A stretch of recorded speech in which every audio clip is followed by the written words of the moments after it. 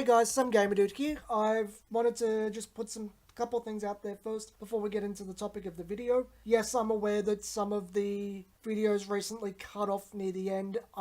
It's honestly a problem with how I've been editing, and I'm trying to deal with that. I'm also aware of the comments about my speaking tone, that this is probably closer to what you're going to get in the future. I'm trying to speak in a closer tone to my speaking tone than try to sound, I guess, make sure I'm heard and pronunciate correctly. It's just that I have been worried for a long time that you wouldn't hear me or understand me. Today's topic is just talking about how BT01 is playing out. I will say this straight off the mark. Royal Paladin is the best off of the lot of them. Royal Paladin might not seem very strong, but it can rush with Alan. I know a lot of people like Marin, but I honestly think Alan's a bit better of a card. There's a little bit of control, and it's got amazing finishes. Even just the budget deck, which you can make a decent budget deck just from the Troll deck and Gigantic Charger. This is true for the Kagero Troll as well. You can make a decent budget deck with just rare and under editions. But just Alfred Earl and Gigantic Charger together makes a pretty hefty force, and it can do it. It can get a few things done. I have no real... if you want a really good budget deck, I think that would be the way to go. Alfred seems like a really good deck, just got to add some commons, and that's a pretty good place to be. My friend is a bit concerned, the one that's going to be playing Mega Colony and whatnot, is a bit concerned about what's its name? Soul Saver Dragon, because it bursts the board by a hefty amount, and honestly, it's not that slow. All you need to just do is get a couple of Pongles out, and boom, you have your 5 soul by grade 3 ride. If you're going first, you can pretty much wipe them out on grade 3 ride, all things considered. I don't think it's out of the realm of possibility. I don't think it's quite as strong as it sounds, mostly because of how high shields are now. This is also something I've been discussing with other people. It has the possibility, but a few things have to align. It's much the same as Dragonic Overlord. Dragonic Overlord has amazing rushdown capabilities and has amazing capabilities of just wiping the opponent out going first, but it's going to rely on a lot, and you kind of have to plan out the rest of the game in the deck. I think Royal Paladin's going to be better than that. Better at that than Kagero. I'll also briefly touch on Oracle Think Tank. Honestly, I'm just going to call it. I don't get why anyone's hyped for Imperial Daughter. I think she's garbage. Well, maybe garbage is a little bit too harsh of a word, but I honestly wouldn't run her. I have no... There's not the support to run her. Look at the way the card works. It's a crap first ride unless you just want to replace her or scry and something. Okay, you're getting the same deal with, or alternatively set up the deer. But honestly, you're getting very similar results, all things considered, from, what's its name, CEO Amaterasu, who is the one I'm hyped for. CEO Amaterasu got a lot of shit when she was revealed. She's everything I could have wanted. Yes, she's lacking a little bit of oomph, but as things are being revealed, the deck's starting to come together. I don't think it's going to be a bad position. I still want to say Silent Tom. It's kind of why I'm not going to ride off a lot of this. But going back to Imperial Daughter, what do you get that second ride? You get a merger of 2 of the worst break rides. You get Hexagonal Magus, whoop-de-freaking-do, and Pure Heart Jewel Knight Ashley, or Ashley if you honestly don't pronounce it like an idiot. Never liked the dubs Ashley, it's really weird to me. But that's all you really get for your trouble. Plus 15, maybe plus 6 if you power up by yourself. I'd probably put it on Silent Tom, all things considered, if he's as good as he sounds. And that's your lot. You get plus 15 plus critical. That's literally Ashley. Yes, it's plus 5,000 more, but the game's shielding is more than 10,000 now. Does everyone remember what a pile of garbage Ashley was? Because at the time at the time she's played, it's perfect guard or no guard, and she's just, oh hey, I gave you more reason to perfect guard. And It's like, okay. Even when Ashley Reverse came out, the only reason you used Ashley at all was for that 13,000 shielding, because she could, the 13,000 baseline, because with Ashley Reverse's effect, you could nuke out the opposing rear guard if they could hit you for appropriate stages, and they're in the front row. So all your opponents or Gusto clones and the like just died. This doesn't even have that. It's just like, I'm big, I'm coming at you with a critical. And the opponent's like, perfect guard. And it's like, oh, well, got a +2 out of it. Yeah, but at the point this is, if you had CEO Amaterasu and you scried, they're probably going to perfect guard you anyway. I'm sorry, everyone. I think Imperial Daughter is a garbage card. There is no real reason to run it.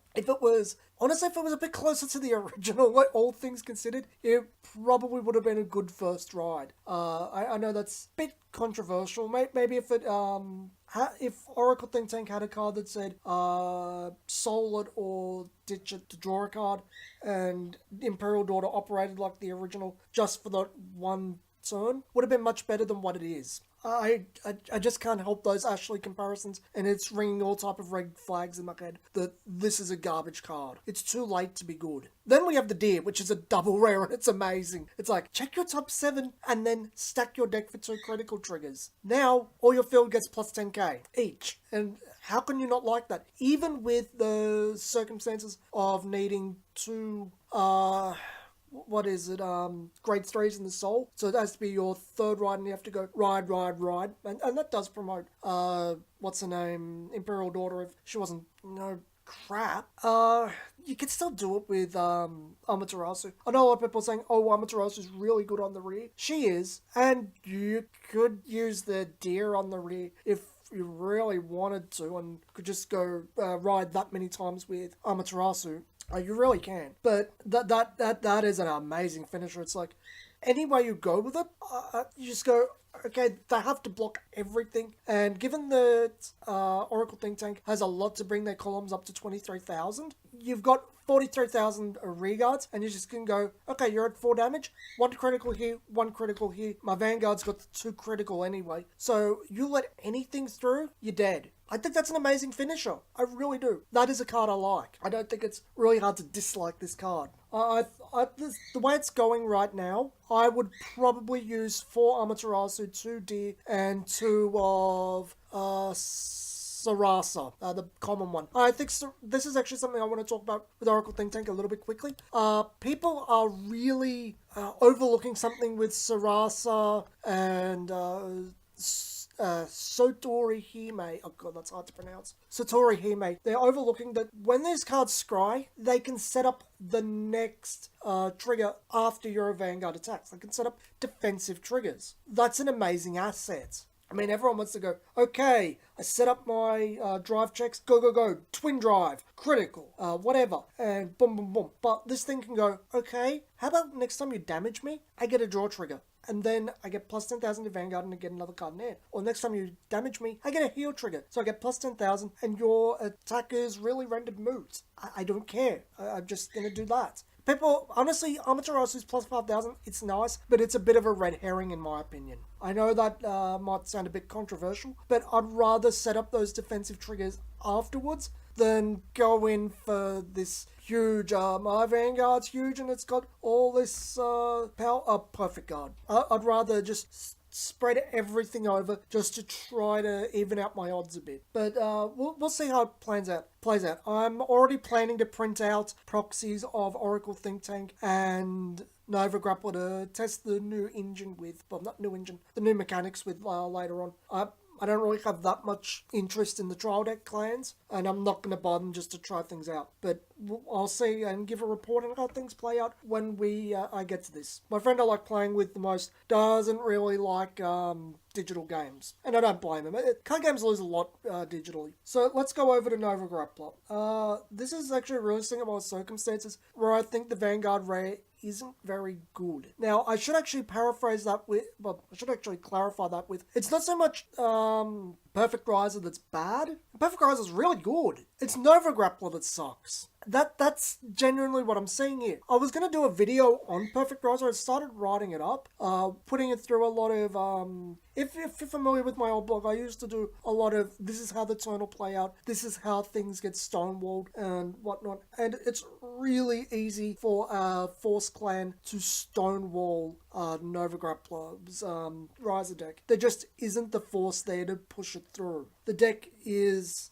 as soon as the opponent hits that defensive trigger, you're going after reguards. Only, yes, it's an amazing capability, but you have to remember, if you run the front triggers, your Vanguard's only threat is that unflip plus 5,000. If you're running on fumes, they're not going to care. Your Vanguard just does 1 damage. Let it through. I don't care. Even if it gives the plus 5,000 elsewhere, you can generally handle it. Again, cards are only doing 1 damage. If you run criticals, well, you kind of got columns that are wonky, honestly, and you start having to go after reguards after a little while. It's probably a little bit better than I'm giving it credit for, but as I said, and it's going to handle Oracle Think Tank a lot better than it's going to handle either Cargo or Royal Paladin. I think Cargo and Royal Paladin are going to handle it pretty easily. It just doesn't have the oomph to force its way through, in my opinion. Those defensive triggers are going to really ruin its day. Even with cards like, what's it called? Iron Killer and Maximum Riser, and even Death Army Guy. Death Army Guy is a much better card than anyone gives it credit for. Yes, it doesn't have a shield. Yes, it doesn't do anything, but it fixes your columns. It alone fixes your columns. It's the 11,000 beater of the era to hit cross rides, because the way things are panning out, their force decks most as well just be cross rides. And I'm just playing out a situation where Nova Grappler goes, okay, Maximum Riser, 32,000. Iron Killer, what is it going to be with a Riser custom behind it? 24? 22? 22. It's going to be 22. 22. Oh, they got a defensive trigger. Oh, well, they're 33,000 now. We haven't got a Vanguard booster for Nova Grappler. So, yeah. Perfect Riser, at best, is probably swinging at 2,100 or 21,000 itself. Okay, 10k shield, 2 to pass, or 15,000 shield, no pass. Okay, what if triggers aren't hit by Perfect Riser, which coin flip.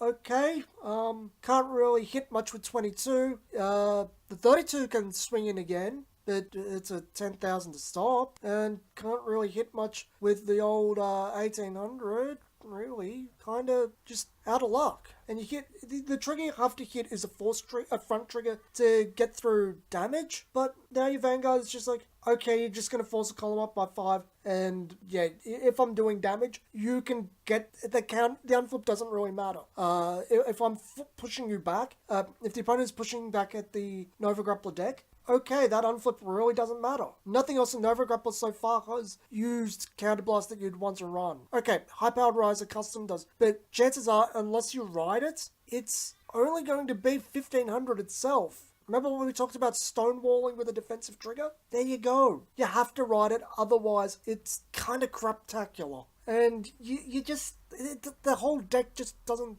do enough. And I will be saying this, if you do run what's its name? High-Powered Riser custom, would probably use a couple of Battle Riser, lowering a couple of your grade 1 and 2, or a couple of grade 1 by 2 to accommodate it. I just don't think it's gonna play out terribly well when you have to call it. I honestly, it's not going to be pretty, and Nova Grappler really just doesn't have what it needs. Again, it still has one card that could be a grade 2 to go. I think I've got the list in front of me. 39. 39 is most assuredly a grade 2. It's a rare. It might bring the clan up to, oh hey, this is going to be able to cope better. It could be its plus 6,000 attacker. It could be anything. But it just needs that oomph to get past. No one's really looking at the Hero Battledore Fighter deck yet. No one's really looking at it. But honestly, I think it's going to be much better than anyone's really giving it credit for. It just, the heroes make better columns than anything else. And honestly, it's form of pressure and making your opponent have to guard certain amounts and make your opponent start vomiting hand. That's actually good. People are really overlooking Battledore Fighter. It's a rare card, but it looks good. It looks much better than people are expecting. Even Asura Kaiser, I think, is better than Perfect Riser, only because of the way it's attacking, it's probably more safe to run things that make better columns. It's not trying to force more attacks out than is really necessary. It can power up its multiple attacks. And it's just looking a lot better to me. And most importantly, it's probably a bit more comfortable with critical triggers. This is something, it has no pressure, therefore it must run criticals, but it honestly feels like it's a bit more comfortable with them to me. We'll see how things go.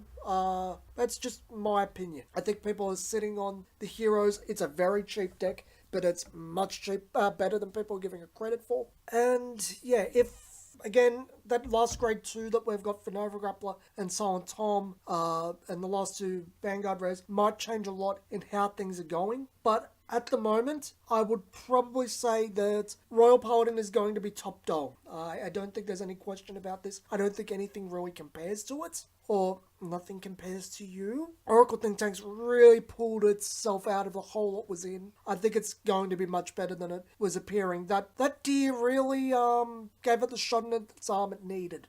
Do not look over Victorious Deer. Kagero, I think, is going to be pulled up by Dragonic Waterfall. If Dragonic Waterfall doesn't pull it up, it's kind of in the same place the G-Era, the original G-Era Kagero was, which is not a good place. And again, unless that grade 2 does something, I don't think Nova Grapple is going to be that impressive for its premier deck. And I think people are sitting on a really cheap deck that's honestly quite effective. I might actually make a video on Battledore Fighter because it's cheap. I wouldn't actually honestly care about putting money into it when... What's the only double rare I'm running in it? Well, there's going to be 2, because it's not standing anything. At least, no, it's not. But what's the only double rare going to be? Twin Blader. But we'll see. Anyway, this has been Some Gamer Dude. I'll see you guys next video.